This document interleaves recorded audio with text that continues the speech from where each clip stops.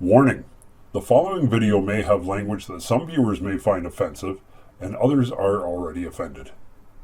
Viewer discretion is advised, but not really. No animals were hurt in the making of this 4-hour feature film.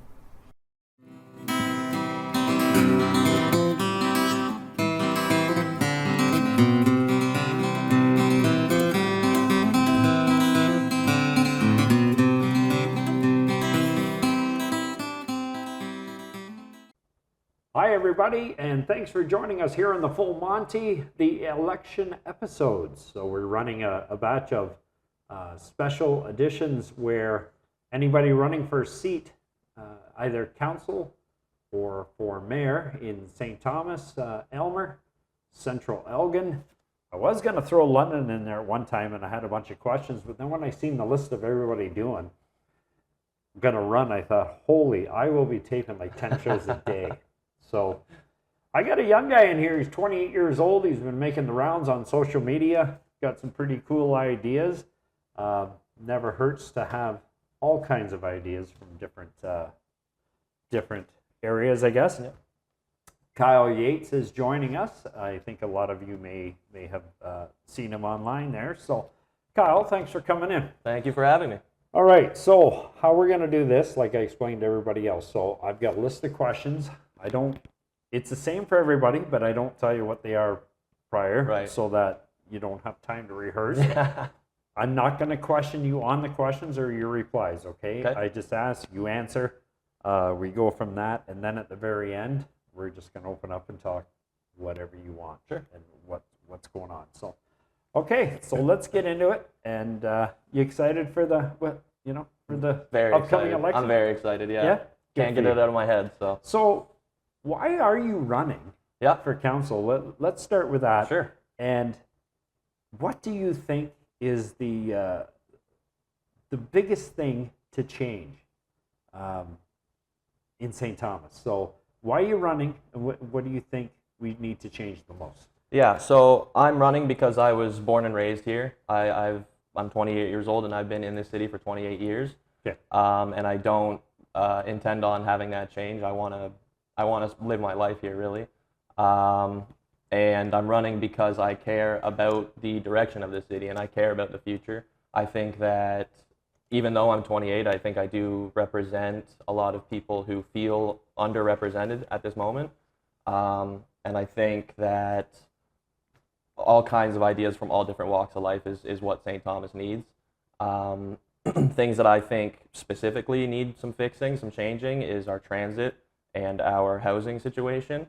I think that we are kind of sprawling without considering what's inside of the areas of sprawl. For example, we have one example I like to use is south of Elm Street. There's literally zero shops of any kind south of Elm Street at all. So anybody who lives south of Elm Street has to get into a car, drive 5-10 minutes to go even just get a bag of milk.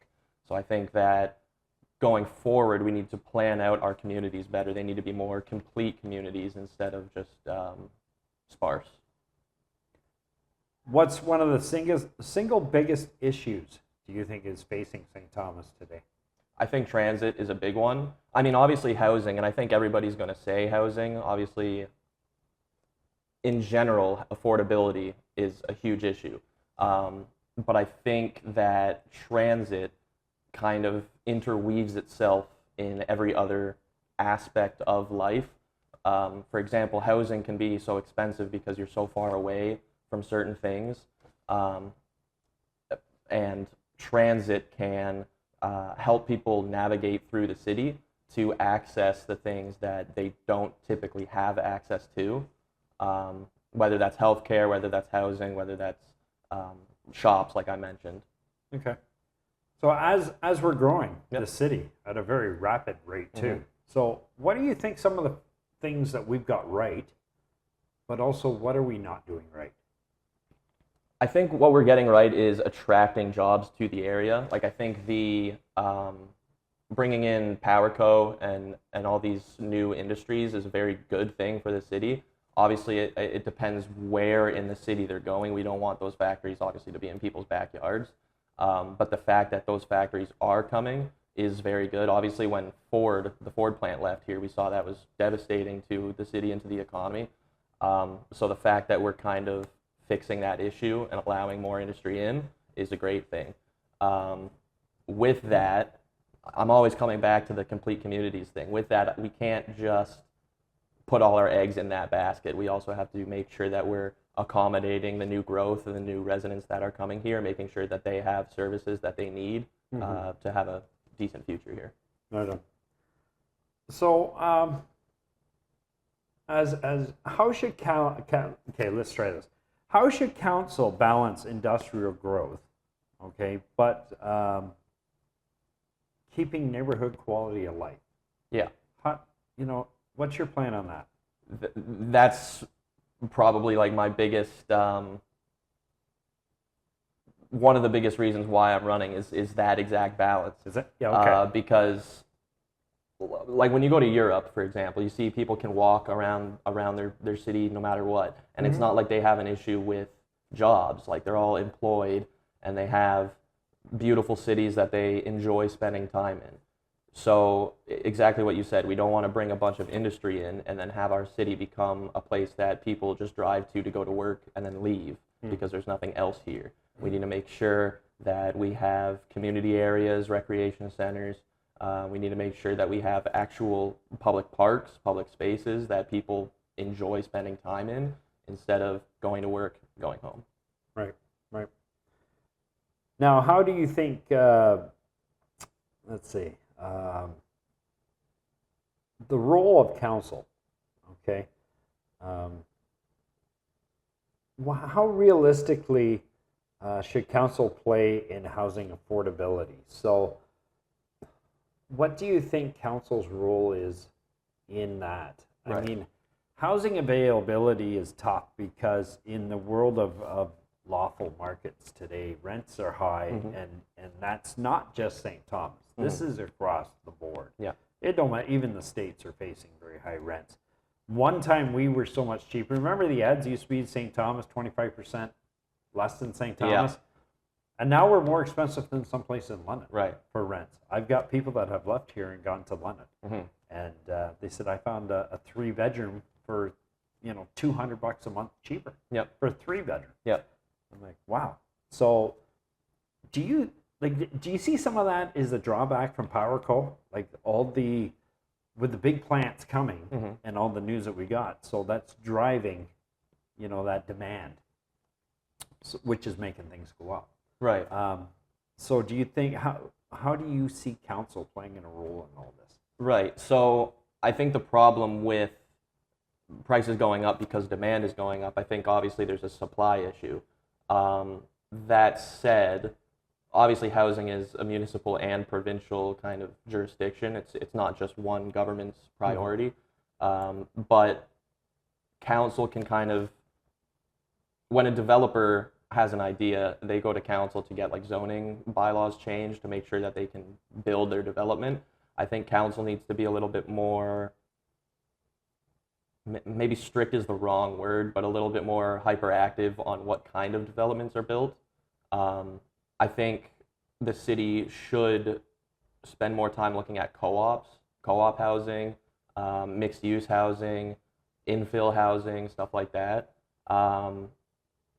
to get that supply up. I do think there's a supply issue, and then I also think it's a supply issue. It's what kind of homes we're building, because we see a lot of condominiums basically being built, and they're like $750,000 houses that are being built in new subdivisions. And I'm not saying we shouldn't have those kind of housing, that kind of housing, but it should be mixed in with other kinds of housing as well. Now, as you're campaigning and stuff, and you're talking to people, and you're telling them what you want to see, how you see the future, what you would do. How do you justify to yourself? So you go to council, say you are elected, you're in council, you're proposing something, and your fellow councilors don't follow. They don't play nice. Yeah. All right. I mean, we've been pretty lucky. We got a really good group of people in there, but there are still people with opinions. And so how do you see yourself still fighting for that? So something you propose, it winds up going to a vote, and you get shot down. Yep. You missed it by 1 or 2. Yep. Is it, I just got to sell it to those ones, or is it you need to really attack everything again and keep pressing it in? I think it's a bit of both. I actually had the exact same question. I met with Steve Wookie. I've met with a couple of the counselors, and I asked him that exact thing. It's like, I asked him himself personally, has he ever experienced something like that? And if it is close like that, I wouldn't. It's not that I need to work harder to convince anybody, and it's not like, oh, you guys just don't see the vision. I think it would be that I need to put a little bit more legwork in to make the proposal happen. Whether that means meeting with certain organizations that would be encompassed within that proposal to see what they need done to make it more feasible. But I think it would be more of a reflection of more work that needs to be done. Now, I'm going to come right out and say this one. This isn't actually on my list, but this has been something that is, I think, when I ask you that question about the biggest issues facing St. Thomas, right? But I think this one, the homeless downtown, I have always been against that. Dead against it. I think they against put them. Oh, the shelter. like the end. Yeah. Like not against them. Yeah. But where it was placed. Right. That was horrific. It killed the downtown. People, they came in, they had dreams. It's like, I'm opening a store, and not long after, that store's gone. You know, people don't want to go downtown. Right. Steve Peters went on record for many years saying he's lived downtown like forever and never really had any issues. And then it was at that one council meeting here not long ago where him and Earl Taylor were questioning and wanting everything moved. So things were rapidly declining. I have lots of contacts on the West End that have talked to people that they've never seen before. Example was a young girl with a couple of bags across from Grand Central was crying on the sidewalk. Now, this person I know who lives there went down, saw from their balcony a white van pull up, and 4 people got out of this thing. This girl started crying. Anyway, she goes down and talked to her. The girl says, they just dropped me off from Ingersoll. I've never actually been here. I don't know anything around here. Where do I go? Right.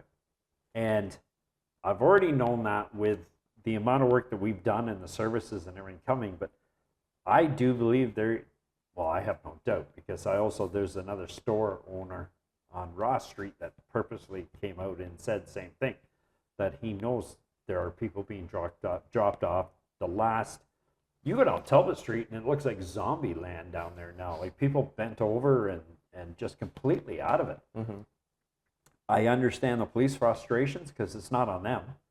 They go down, okay, if I go down with a whole bunch of drugs on me, if they catch me in my car, guess what? I get busted and I'm thrown in jail. But if I go down Talbot Street and do the drugs right in front of them, they turn their heads and look the other way, because after all that work, they're just released again anyway. Right. And it's just over and over. And when I had the chief of police in Elmer, Kyle Johnson, in here, we talked about that and talked about offers for morale. And he said it is one of his top things is trying to keep those officers positive, thinking, don't get into that. I'm not even going to bother anymore. Why? I just keep bringing them in and out they go. Bring them in. That's a government thing, right? That's the government in power that's setting those rules right now. But we really, really need to, I think somebody really needs to step up and really help those downtown. Now, can a downtown be revitalized? I don't know. I don't know if the old days will never come back. The old days of when I was a kid in Mitchell and we used to park and go down to all the different stores and we didn't have the big box stores. People want the idea of convenience. Yeah. Malls were awesome because, even our mall is nowhere what it used to be, right? Talbot Street down here on the weekends on Friday night, you wouldn't get a parking spot anywhere. Right. People were everywhere, right? So, and I believe as cities grow, the heart actually relocates. It does change. So now when you think of the heart of St. Thomas, I think the majority of people think it's Canadian Tire, it's Walmart, it's all that food alley right there, McDonald's, and that's kind of the whole center of the city now. Right. Which is it's not that I don't like that line of thinking, but it's kind of the line of thinking that I want to get away from. I kind of want to move the heart of the city back towards the railway area. I think that I do think that revitalizing downtown is possible. I think it just requires real work, real diligent work. I think it means a bit of a beautification. I think it also means using the space more than just the main street, like Nostalgia Nights about a month ago or so, a couple weeks ago. Yeah, a couple weeks. That was a great event, and I don't know why we only do events like that twice a year, 3 times a year. To me, that event should be almost like a monthly thing. I go right on when we had Iron Horse. Yeah, exactly. Loved it. Exactly. Talbot Street. Yeah, 100%. And then we had certain businesses down there, which I know that I heard. I was on the committee for the Fantasy of Lights. I used to sit on that committee, and there were store owners that were complaining about the closure of Talbot, blah blah blah. And well, if you're not going to adjust your hours and come out with certain special coupons or whatever, and some people did, they did well. Yeah. Right? But the ones, if you chose to whine and complain that, the stores or the Talbot Street's closed, but you've got 80,000 people coming through there on a weekend. Yeah, exactly. Like, come on, yeah. really? I on Nostalgia Nights, I went into Reed's Records and Lockwood Books, both right on Talbot Street there, and they say things like this, it's like our best day of the year when there's tons of pedestrians like that coming through. So it seems like a no-brainer to incentivize the city to do that even more. And then also, the street was closed right in the area of the inn, and like you said, it is a bit of an issue when there's people roaming down Talbot Street like that, but when you use the space, when you use the street, and there's people actually walking around, you see that those people start to not use the street. They don't want. They're going other places. Exactly. Exactly. Yep. I do agree that the inn is not particularly in a great spot. I think the reason why it's in that spot is because there's certain amenities that are close by. I think it's very tricky to move the inn because of that. I do agree that it's not in a great spot. I think personally it should be closer to like public health units, things where those people can get access to medical attention if they need it, or whether it's mental health attention or whatever. I think either way we look at it, from the federal government, I'm not too sure, but definitely our provincial government, when we closed the psychiatric hospital, I know we built the new one and everything out there. Now everybody kept always blaming Joe and council and St. Thomas that why aren't we putting it? Well, that's not ours to put out there. Exactly. That's Central Oregon. Yeah. We have no say on any of that property out there. Would I have loved to seen some of that been reused? And of course, absolutely, would have been a great spot to help for the people that actually want. There's many people have been through some good services here that they want the help. Yeah. And they seeked it and they tried, and sometimes they had to try 3-4 times because they relapse, whatever. There are some still that choose not to get help. Right. They don't want it. Yeah. Nope. And I just think that the inn. I mean, the inn, the Grace Cafe, all that. They do a great service, but you see that all on the West End, what's happened down there, right, with stuff and businesses and I don't know. It's a tough one. Yeah. And no matter where it goes, it's going to always be, I don't want that in my backyard. I don't want it here. Right? Yeah. So I know. So it's like, where is it going to go, right? But I think on the other side, though, the reason why we're still dealing with a lot of this is because of the programs and the great work that we've been accomplishing, where it is bringing others here to maybe hopefully try and get help themselves. Right. And that's what they're hoping. But anyway, I just wanted to see what you thought on I think the trick is to give those people the dignity that they deserve and the rights that they deserve, while also giving the people around them on the West End the dignity that they deserve by living there and stuff. So, well, that's it. People are often forgetting the people that live there. Yeah. Right? Yeah. We always hear about the stores and stuff, but I tell everybody here that it's when you rent a place, but I mean, it should be safe. It should be your right that it's safe, and it's affordable is kind of a kind of one thing, but it should be clean and it should be safe. Yeah. You should never have to fear living, 100%. even if it's a Grand Central or any apartment or wherever the street may be. Yeah. You shouldn't have to fear going outside, right? So now with council approaching taxes. Yep. Okay. So how do you think they should do that while maintaining services? So every year we do know taxes, they have to go up. I mean, things climb, There's never right? been a year where taxes have gone down. No. So do you think a lot of it needs to be taken a look at, like where we are spending those monies? Like there are things that are very good that we are doing, but should we be doing them right now? Yeah, that's definitely a question that I'll be raising. I think the growth that we're going to see in the next several years, several decades, it shouldn't rely on current residents' taxpayer dollars. That's part of my platform would be to actually encourage, like I'm always about the housing types and the certain developments. Development costs is a big tax kind of subcategory is development costs. And one thing that I would like to see is us lower development costs for affordable units, but raise them for units that aren't very affordable, like the condos that I was mentioning. And that would see property taxes for people in those units to come down. But I also think that, the services that we make need to cover everybody in the city.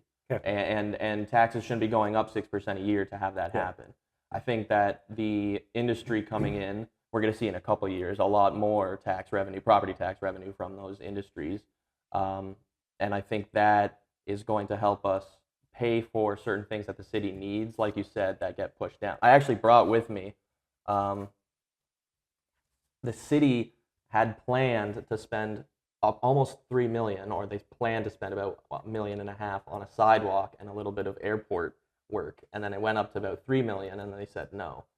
But to me, the fact that it was $1.5 million for a sidewalk is a little bit.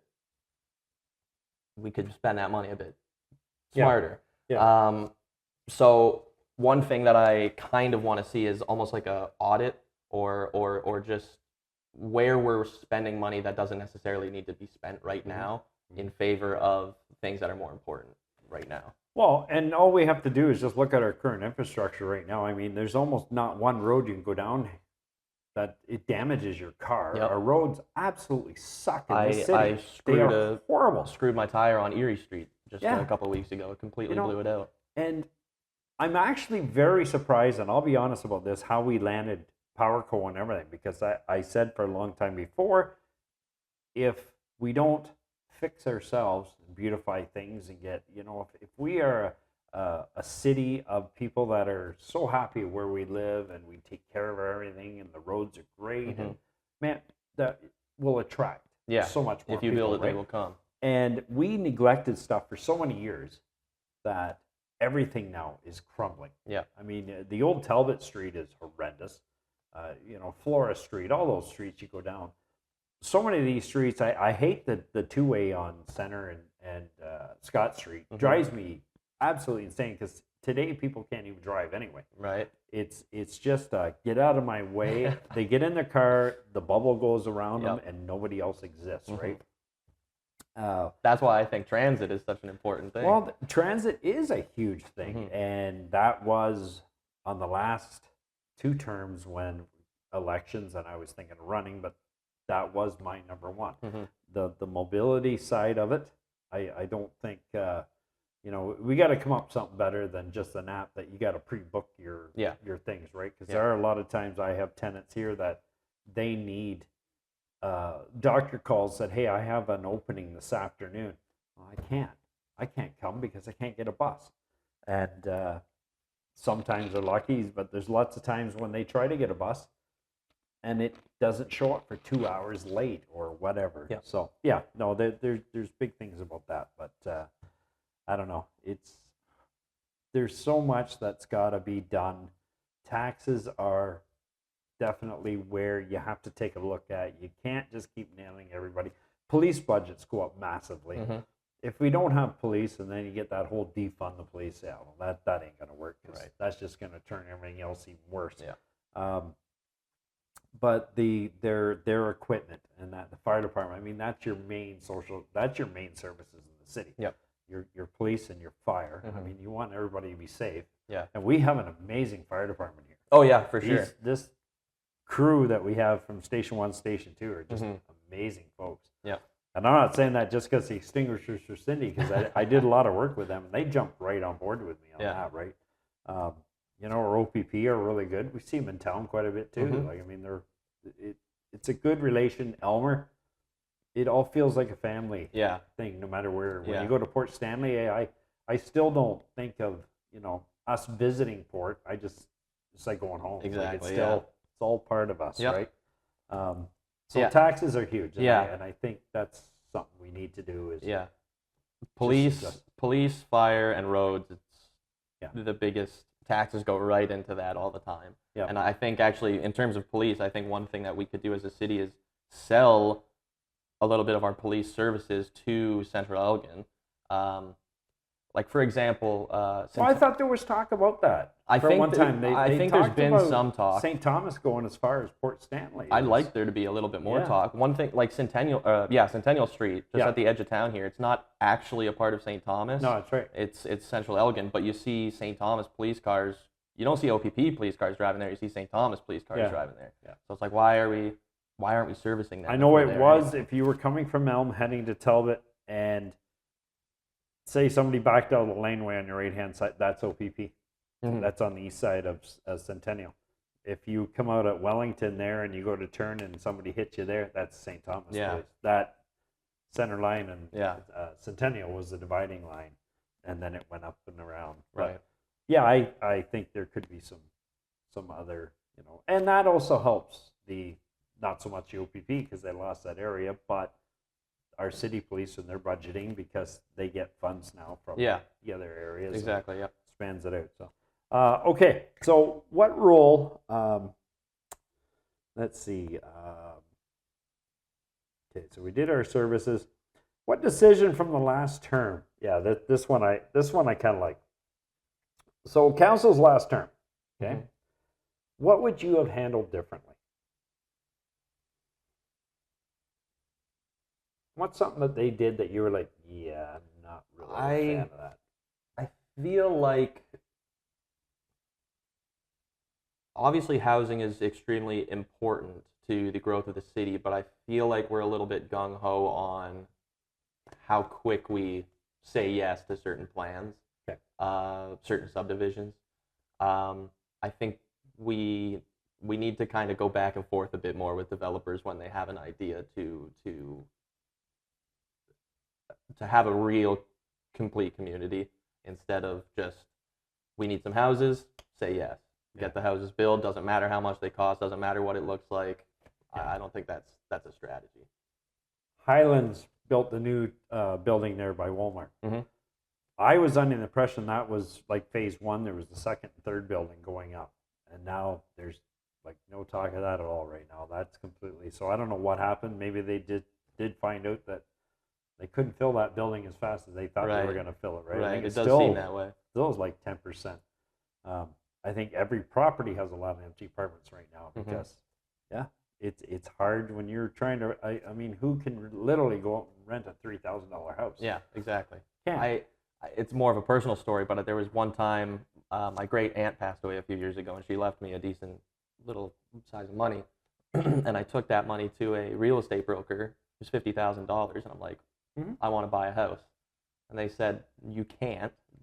Even with a $50,000 down payment, you can only buy like a $175,000 house or something like that. And that's a garage. Yeah, exactly. And this was in the midst of COVID, so even the West End Talbot Street houses were like $450,000 when normally they're $200,000. It's like, what is going on right now? The fact that people can't put a down payment down with tens of thousands of dollars is ridiculous. And it's good you didn't buy actually at that time, because a lot of people lost a lot of money. Yeah. Yep. They're starting to come down. I saw that when it was happening. So how would you handle controversial decisions where residents are divided? All right, so we've got something coming up, and that really, I mean, it doesn't matter what it is. You're always going to have for and against. But how would you, talk to the citizens about that? Yeah, I think it's about transparency and hearing people. I wouldn't want to be a counselor that is set in his own personal beliefs. Even if people are shouting at me, no, don't do this, this is bad for this reason and this reason, I wouldn't want to shut that out. I'd want to hear what everybody has to say, and weigh it all individually. Like, I know the Joy Dottie pool situation was kind of a divisive one. And that's one that I would want to hear from the residents. I'd want to hear from Joy. I'd want to hear from everybody's opinion. I don't claim to know everything. I don't claim to have an answer for everything, but I do claim that I will research, I'll investigate, I'll hear public opinion, and I'll base it on that. There you go. All right. So how will you keep residents informed and engaged beyond election time? Yep. So that's something that I've actually been considering. I'm right now on my social media page, I have one video. I'm starting to make these videos about my platform, but assuming I win the election, everything goes well, I don't plan on stopping those videos. I would actually like to continue making those videos regarding, like, almost weekly, about councils talking about this week. If you want to come, sit in the gallery. If there's bigger decisions than that would get their own video. Just transparency is a huge part, I think, that of what I believe in. Okay. So to keep them engaged and stuff, so you're thinking more you'll keep that social media side going? Yep. Social media and public face-to-face. Like, I would want to make myself available as much as possible. Okay. Even using, like, Memorial Arena for public meetings and stuff like that, if that's possible. Yeah, exactly. Yeah. Okay. What should voters know about you that isn't on your campaign material? How much trouble did you get in with the police growing up? Well, my dad was a cop, so I had a lucky get out of jail free card. But I was a bit of a brat at times. What should they know about me? I think that I'm pretty open. I think I'm pretty transparent. I've lived here my whole life, and I do care about the city. I care about the people in it. I'm approachable. I try not to take everything too seriously. And I care. I just care about the vision. I care about the future, and I think it's time for some new fresh faces. How old were you when you got interested in politics? It was high school. I was 15, 16 when I actually kind of made a cognizant, hey, maybe I should pay attention now. I remember my very first, like, political memory was watching Obama get elected. I don't know why that's the first thing that I remember, but I remember that. And then the Harper versus Trudeau election, I remember seeing that on TV while I was going through high school a lot, and that kind of birthing a love for politics, I think, for me. Okay. It's cool to see younger people get involved. It really is. Mm-hmm. A great council is a mixture of different demographics, 100%. Right? So you have your older, more experienced, knowledgeable, whatever. You have that experience to play. You have the new people coming in, the younger, fresh ideas. Mm-hmm. They see what that generation wants, right? That's where we're gonna have a good council. Yeah. A good council is a mixture and not just I'll say just old fuddy-duddies. Old boys club. I don't want Rose coming after me and Jeff and Steve put me down to the principal's office and But I think it's cool to see that. Now, if you had to take someone, all right, they're visiting the city for the very first time, and you're going to take them to one place, and that one place says, "This is us." Where are you taking them? It's funny you say that. I actually had a friend just last month visit from England. I met him on Xbox like 15 years ago, and we finally met up in person. And when he came to St. Thomas, I took him to the Railway Museum. Of course, it's closed right Yeah, now, I know. unfortunately. And then I took him to the Elgin Military Museum. I took him to those Okay. places. I showed him Lake Margaret. We went to Railway City Brewery. I think the railway history is the reason why St. Thomas is, period. I think it's the whole reason it's here. So I think the railway is really is St. Thomas, and then obviously the small businesses along Talbot Street. That's where I would take them. That's where I would take them. I have family in England, Yeah. and we often talk about Jumbo, right? So Jumbo the elephant came from Barnum and Bailey Yep. in England, was over here, of course met his demise over here, but there's still that connection with the British, to that Jumbo story. Yeah. It's kind of a unique thing I think it depends who comes here. Yeah. Railway is definitely that's a huge thing. There's things that I did 10 commercials 15 years ago now that were called Heritage Minutes. Yeah. Yeah. And I still once in a while I've seen them out there, but I remember the one Heritage Minute of like the Halifax explosion. I remember that oh one. yeah. No, we had that one on there, but so I did the one here with Elgin County, and it talked about Colonel Thomas Talbot, Mm-hmm. and I went out to the land where he lived, Yep. and where people would come and they would get a deed to a property if they go and clear it, and blah blah blah. But doing all that research, and Steve Peters and I had talked about this, I had flown my drone over Talbot Street way back then.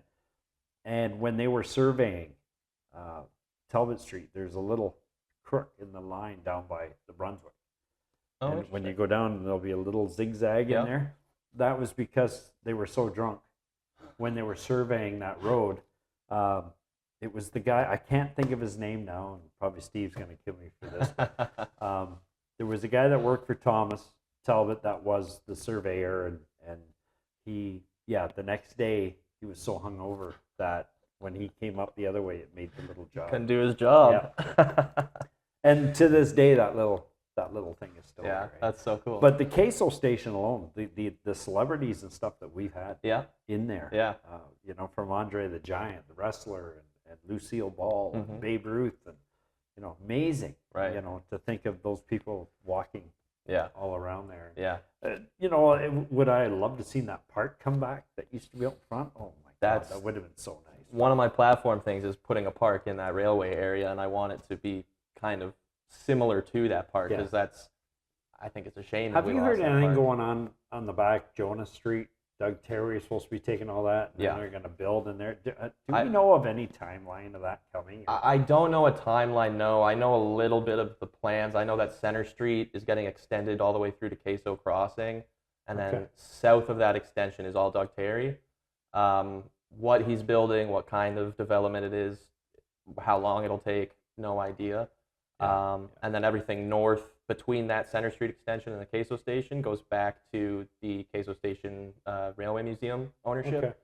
Okay. One plan that I have in my platform, they have some vacant land just south of the museum that I would like to see the city take ownership of and kind of rehabilitate to a park. I know when we get out to that, we talked about the psychiatric hospital out there on Sunset. So, I mean, they are building a village. Like or a town really is what they're building. They're talking over 4,500 residents. Hospital, school, like all kinds of stuff going to go out there. So the thing, that land is in central Elgin, and once that area is kind of built up, we're going to see those people coming into St. Thomas and buying stuff here. So I'd almost be interested in working with the Council of Central Elgin to see what kind of shared kind of... I just sat down with my other half the other day. We were talking about that. But I said, sadly, I see the plans and everything, and we see everything starting to, the fences around there now, and they got dirt and all kinds of stuff. Demolition's going to take effect. Sadly, I will never see the completion of that. I know I won't. Probably about 20 years. I'm not going to be... Something. Well, we're talking 2050, right before that. I think they build the final whatever out there. Well, I doubt I'm going to be a pushing 95 years old back then, and with diabetes and everything, I know I'm not going to hit that far. So it'd be kind of neat to see how it would look in the future, but Right. and sadly, I'm not going to get a chance to see that. So, but anyway, there's my questions for you. So, what do you want to open up on your platform then, and if you want to touch base on a little Yeah, more. I think we touched on transit. Yep. That's a huge part of my platform. Okay, so transit. So let's break it down. Sure. So mobility. Yep. Do you have plans on there, like making that paratransit a little more? Yeah, we need to put some money into that paratransit. It shouldn't be 2-hour waits for people to come get picked up. Mhm. I think another thing, not so much the paratransit, is just service times in general. People right now, it's about an hour for a bus. Like if you go to the stop and you miss the bus, you got to wait an hour. It shouldn't be an hour. It should be half an hour. I would like to see it half an hour at least. I also think we need to actually have more bus stops, expand our routes to service more areas, especially areas that are going to be growing, like down in Central Elgin, like over at the West End roundabout, kind of past Jumbo. The biggest part of my transit platform would be free buses. I want to see at least a northeast or north-south and east-west corridor to be free, especially on Talbot, because in the transit master plan, it's already confirmed that Talbot Street isn't getting widened, it's not getting more lanes or anything like that. So when we see the population double over the next 20 or so years, we're going to see, it makes sense that we'd see the traffic on that street kind of double. So we need to find ways to fix that problem. I think making buses free along that route will get more people onto the buses, will take cars off of those streets, and will speed things up for everybody. Not only speed things up, but also make it more affordable, because it's like $3 for a one way on the bus. No, I followed you on Facebook and seen that proposal that you're talking about. Some people, they love it, and other ones I've seen, we got the Mandami thing here from New York now, right? The whole mayor, when he talked about free buses and everything. Right. But you're talking about from the gas rebate. Yes.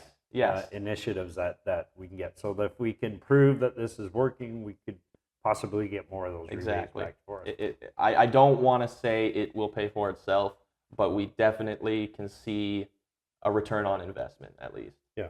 I know it's not, what is it, 18% or something right now? Right now, yeah. Yeah, so it's nowhere paying for itself. Exactly. But now here's another question though. Would you like to see St. Thomas Transit be part of the city again and not leasing out to... We shouldn't be contracting it out. Thank you. Yeah. I've never been a fan of that. I grew up in Stratford, and we had our Stratford Transit, the bus, and I had buddies that were bus drivers here, and they always felt so bad because if they could have got onto London Transit, the wages and the benefits and just being employed by the city. Exactly. We're here. You become like a public worker instead of just a... You don't even have to look at a bus coming on the road. You can hear it clunking as it's going all the way down the road. So I think that would be a huge 100% thing if we were, and again, okay, where's that money coming from? Right now we're in we got to buy that stuff and mechanics and hire all those people and stuff. But man, we're growing. Like if Stratford, we're talking by 2030 or 2035 and having close to 50,000 people already by then. So, I mean, we're only, we're at 43 now, so I wouldn't doubt if we're probably 45. Yeah, I think we're going to see St. Thomas growing at a rate faster than almost any city in Ontario. Yeah. It's going to be unseen how fast we grow. I think transit is a huge, though. Yeah. That's a very big one. Yep. And the disability side of it, we really have to work on that because it's not good. Yeah. It's not good. And the people that I know that use it have a very hard time with dispatch and whatever. It's not a very nice. So what else in the campaign? Like what do you would like to see coming to town? So we've touched on affordability and housing, and that's like the development cost, kind of restructuring how we dole out development costs to developers is one thing that I'd like to look at to encourage more affordable housing. One thing also, it's a bit more polarizing, but I would like to see a vacancy tax. And that's on people who own a second home in St. Thomas that is sitting empty for 6+ months. So if you own a second home and you're renting it out, fine. If you're renting a second home and you live in it for 6 months, fine. But if you own a second home and it's derelict, it's just sitting empty, then I'd like to see a bit of a cost to that. And the goal isn't to punish owners. It's not even to generate revenue. The goal with that, to me, would be to put those houses on the market and have people live in them. Not even put them on the market, but just have the owners rent them out. In 2022, there was a report done by the YWCA that said there was about 180 units that were vacant in St. Thomas. And at the same time, there was 10 families that were homeless. There shouldn't be 180 vacancies when there's 10 homeless families on the streets. That is kind of the core reason why I think we need a vacancy tax. Again, not to generate revenue. If it made $0 on this vacancy tax, I'd be the happiest person in the world, because that means that there's no vacant homes. With that, there's also vacant commercial buildings, like on Talbot Street, all those shop fronts that are empty. Yeah, that's huge. Yeah, Yep. Very big. Unfortunately, the provincial government hasn't really laid out the same legal structures for a commercial vacancy tax than they have for a vacant residential tax. But we could still make the owners of those vacant commercial properties. Sometimes we see the city giving out property tax rebates to those people. Right. Shouldn't happen. Yeah. They should be paying the full cost if they're not using that building, or they should sell it. Strategies to incentivize people to not have vacancies in St. Thomas is a big thing that I want to see. However that's done, really, let's just do it. I know Kim Destin and the fire department, Dave Gregory and them, they've kind of put forward this vacancy registry. Fantastic first step. Fantastic first. I'd love to see the results of that. So that's kind of my housing part. Another thing is heritage. I think heritage is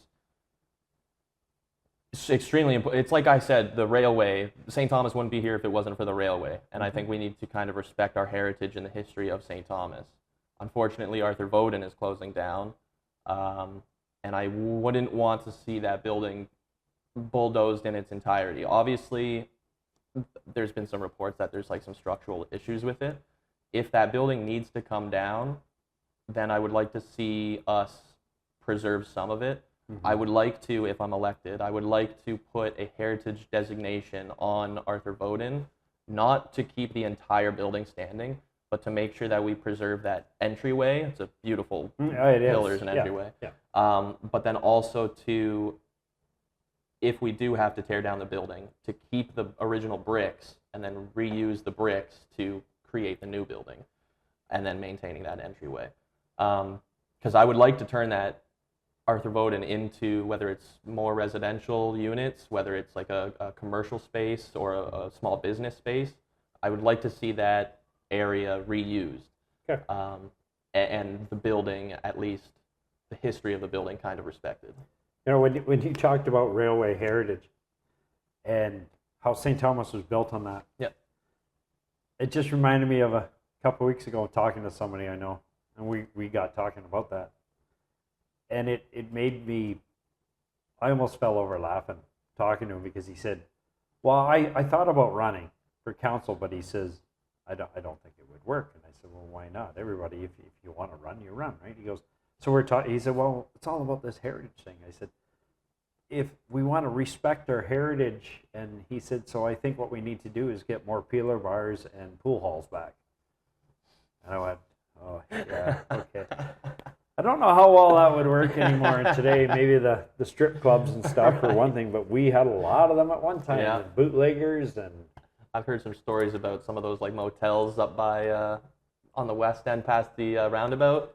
Going up at Sandy Mount Hill. Yeah. Oh, yeah, we had Club 99, we used to call it. That was well known up there. We used to call it Club Gretzky. Oh, okay. As I was driving cab And we picked up a lot of people out of that and brought girls back and forwards and stuff. But yeah, that was that was the old original, I think it was a police station. Oh, that's really? That's what that house was. It's the Auto Haven or something. Yeah, something like that. Okay, yeah. So there's still jail cells down the bottom of that. Interesting. Yeah. I never knew that. That's really cool. Yeah. And I got stories on that place. I definitely can't say them on here. But I'm at Western right now. I'm studying history, so like anything history related is just fascinating to me. I love history. Yeah. And we are very enriched here, Elgin County in this area. Yeah. I mean, no matter where you go, there's always history and stuff, right? But that's why I love doing those 10 Heritage Minute commercials. I went from Port Burwell all the way to Rodney. Yeah. With the little jail they have over there. I did Jumbo and I did, That's the ye old jail or whatever it's called? Yeah. I've always wanted to see that. Have you never seen it? No, I've never been there. It's pretty cool. Yeah. So. All right. That wraps her up. So anything else you got? You want to say anything before we cut her loose here? Get out and vote? Yeah, man. Get out and vote. Support me, Kyle Yates. Let's, my slogan is St. Thomas proud, St. Thomas strong. So let's make St. Thomas strong. Okay. There you go, folks. 28-year-old Kyle Yates running for council. He needs your help. Get in touch with him on Facebook there, or I'm sure if you can get to his page, there'll be other ways you can communicate with him. Yeah. Email. I'm reachable. Give him a call. Yeah, he's reachable. So, hopefully just do the biggest thing. Just vote, right? Nothing drives me more nuts than people that always complain and then, well, did you vote? No, I'm not wasting my time. The got voter. nothing I want to. You got nothing I want to. Voter turnout last election was 30%, so let's get that up. 30. Yeah, Come on. that's not really. There's no excuses for that, really. That whole why vote doesn't matter. Yeah, it does matter. 100%. It really does matter. So. It affects every part of your life. All right, thanks again. Full Monty election episodes, and stay tuned. We'll see. We got a few more. I know I got Jeff Kohler coming up. He's running for mayor. He's coming on. Rose Gibson's coming on. We'll see who else we get in the hot seat here. So it'll be interesting. Take care. Thanks again. There we go. Awesome. All set. All done. Perfect.